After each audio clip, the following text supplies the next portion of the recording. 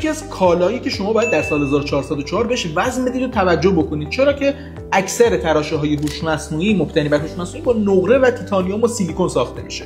خب تقاضای خیلی زیادی برای این نقره وجود داره. حالا من میخوام بهتون بگم که چطوری اینو خرید و فروش بکنید.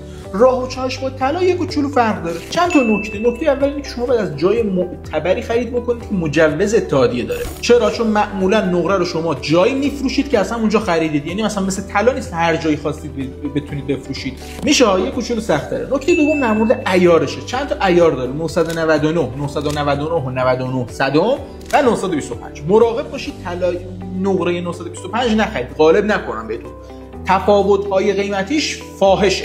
بحث بعدی اینه که اگه زیر 500 گرم می‌خرید ساچمه بخرید، یک کوچولو کارمزدش زیاده. اگه بالا 500 گرم می‌خرید شمش بخرید. این هم از این بحث بعدی اینه که شما مثلا اگه می‌خواید 2 کیلو بخرید همه از یه جا نخرید. مثلا 1 کیلو از یه جایی بخرید، 1 کیلو از یه جای دیگه که اونم معتبره و مجوز داره بخرید. اینا بهش دقت بکنید. حالا چرا شد که کپشن بهتون میگم. بحث بعدی در مورد شرایط نگهداری فیزیکیشه. مثلا در کنار طلا نباید نگهداریش بکنید، در هوای آزاد نباید نگهداریش بکنید. در مورد اینا خودتون یه سرچی بکنید، تحقیق بکنید. حالا من بگید به نظرتون نقره بهتره یا طلا؟ ولی اینو بگم که نقره قیمتش 250 میلیون کیلویی میشه.